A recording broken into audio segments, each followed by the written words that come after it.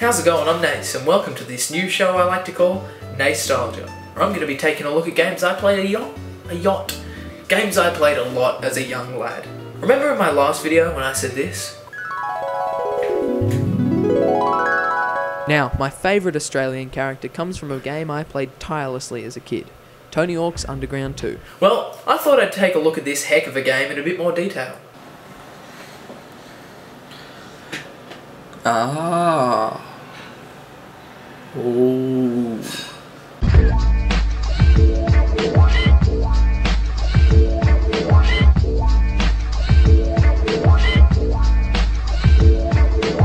Boy, does this game take me on a ride through my childhood. Some of my earliest gaming memories are of me trying to bust that million-point combo or finish every goal on every stage. Now that I think about it, this is the first and probably only game I've ever 100%ed. Launching up the game, the first thing you're greeted with is this skater guy who's spinning a wheel that acts as the menu. What is this wheel? Well, we'll get to that soon. Look at all these modes. You've got the main story mode, classic mode, which is a nice throwback to the first 3 Tony Hawk games, free skate, multiplayer, and creator modes. Now I'll be looking at all the modes except for multiplayer because, yeah, there's no one here. Wait, unless. Hey, do you guys want to play some Tony Hawk's Underground 2? No. Let me think about it. No. No! No, Nase! We don't like you. What? No! No, I'm sorry. I don't like Tony Hawk. Ah, who needs them? Me. I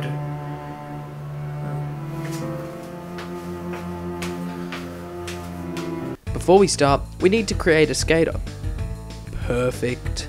The opening cutscene sees your custom skater tearing it up in the main setting of Tony Hawk's Underground 1, New Jersey.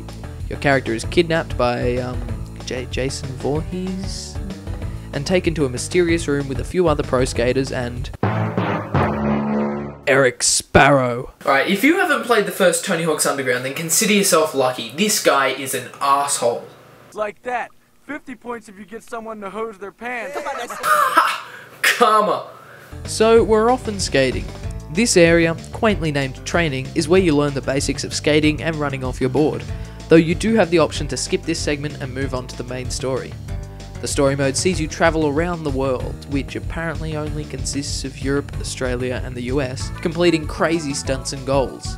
Throughout the stages, you'll be able to play as your created skater, a chosen pro from your team, a secret skater that is related to the stage, and a secret character that rides a kart of some sort. Luckily, the karts handle like skateboards, unlike the other monstrosity with karts. The horror. The horror! After you've completed the necessary amount of goals in a stage, a cutscene of the 2 teams spinning that wheel we saw earlier will be played.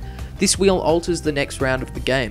For example, after the Boston stage, the wheel lands on... Cut one loose. Which results in... Oh geez. Ow. The story mode is a lot of fun, but precipitates into my biggest problem with the game.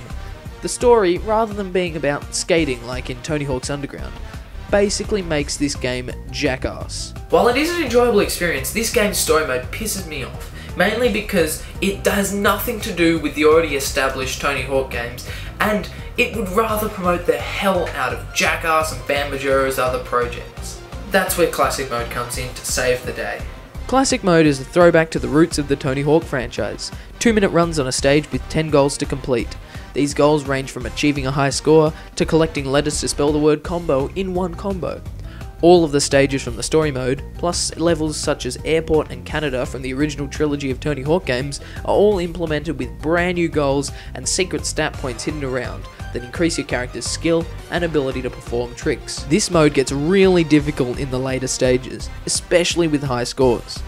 3 million points? Like, are you serious? This game is worth buying just for this mode alone. But wait! There's more! Creator Modes contains 5 different entities of the game that you can make and customize. Create a Trick allows you to make your own special trick using all tricks found within the game. Creator Park is where you can make your own stage to skate around with tons of buildings, quarter pipes, rails, etc, to add in. Creator Goal gives you the ability to make your own mission that can be implemented into your or any of the game's levels. Creator Skater, as demonstrated earlier, allows you to create a custom skater, making it as wacky or serious as you please. Finally, create a graphic is used to make a spray paint logo used by your character, but can be placed on the skater's board as well. I just love how much this game has to do. Sure, the story mode is a bit weak, but recompleting the classic mode on different difficulties and creating my own level complete with missions for my own skater to perform custom tricks in will keep me coming back for years. Plus, this game's soundtrack, like all Tony Hawk games, is legendary. I'll leave a link to the song list in the description, and I urge you to listen to every single one of the songs. Except for Lamb of God's Black Label, because that song scares me. Is this game as good as I remember it? Yes. It's not as good as previous entries in the series, but at least it's better than the new ones. Don't you just love motion control? I love motion control!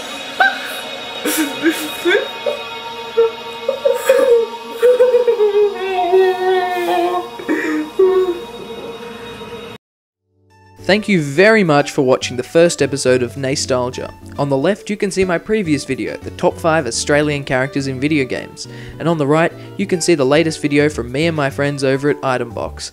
I hope you check those out and enjoy them.